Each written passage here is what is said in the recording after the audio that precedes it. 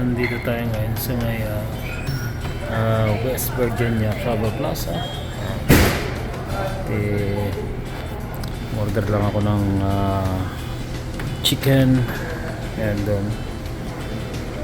at iniintay ko lang maluto 10 to 15 minutes. So ikot muna tayo. Anong meron dito sa loob ng Travel Plaza dito sa may West Virginia. So wala na, ubos na yung oras natin. Ubos na dito na magpapahinga. So ano rin to, hintuan rin ng mga traveler tsaka mga trucker itong Travel Plaza na to. Better rin sila dito sa mga kailangan. May ano pala dito, game station, high score, may laro pala dito, pwede ka mag games.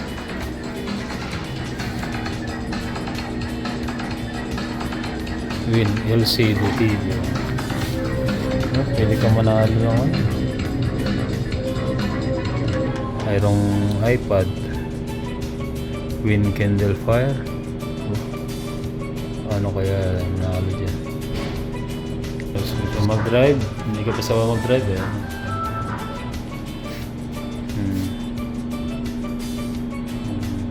Ano sila dito, no? Ayun.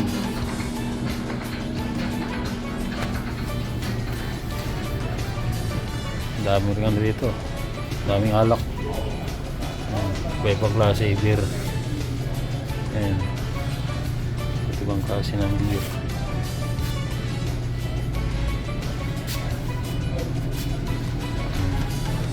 Puro beer, of course, light, and meron doon Keystone, ibang klase,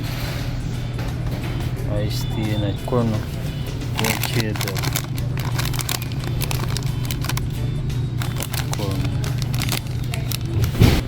Kain muna tayo ng kanin. Nandito tayo ngayon sa may West Virginia Travel Plaza. Ayan, may Dollar General na. So yun, ito yung ano nila, fuel station. Ito yung ano nila, yung pinaka plaza sa loob. Ayan, ito dito yung mga light vehicle, mga kotse. So doon ang mga truck, ayan, makikita nyo. So ang daming truck sa ayan. So ang daming truck sa dulo. Ayan, diyan yung mga truck, mga paradahan ng truck. At dito na ako magpapahinga dahil wala na tayong oras. So bukas ulit ng umaga ang natin, ang takbo. So nagano lang ako doon, bili lang ako ng ulam. Yan lang ano dito, no, pag kailangan talaga bibili ka talaga kahit pa paano, kasi wala, hindi naman lahat kompleto yung kailangan natin. Tsaka wala na rin akong stock, di pa nakapag grocery, kaya bili na lang muna. Doon ako mag grocery pagbalik na siguro na. Meron pa naman, pero mga ano lang, mga instant na lang, instant incan meron pa tayo. At share ko na rin sa inyo ang load natin. Ito yung load natin galing Georgia, na inabot ng ilang araw mula Friday. So ngayon Miyerkules na, kanina lang kinarga, nayari yung inspection. Ayan, so yan, tatlong ano siya, dadaling ko ng Ontario, machinery equipment. So Caterpillar, dadaling ko siya ng Ontario. So ayan, naka chain yan, naka chain, so naka secure yan. So chain harap likod, ayan, chain sa harap tsaka sa likod, no. Yan, 3 peraso yan. Dali natin siya ng Ontario. Ayan, naka chain siya kabilaan. Walang ano, walang problema yan dahil naka-secure siya, naka-secure yan kabilaan ng chain.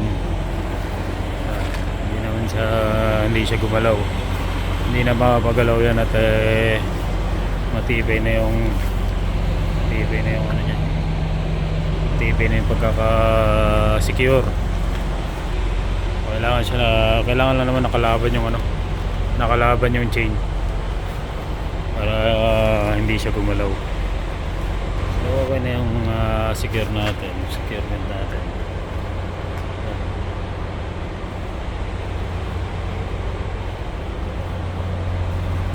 Nilagdagan ko lang ng dulo-dulo ng binder. So okay naman lahat. Yan na yung truck natin. At magano muna tayo, kain muna tayo. So yan lang guys, no? At share ko lang sa inyo yun, share ko lang sa inyo biyahe natin, tapos dito tayo mamahinga sa may West Virginia Travel Plaza.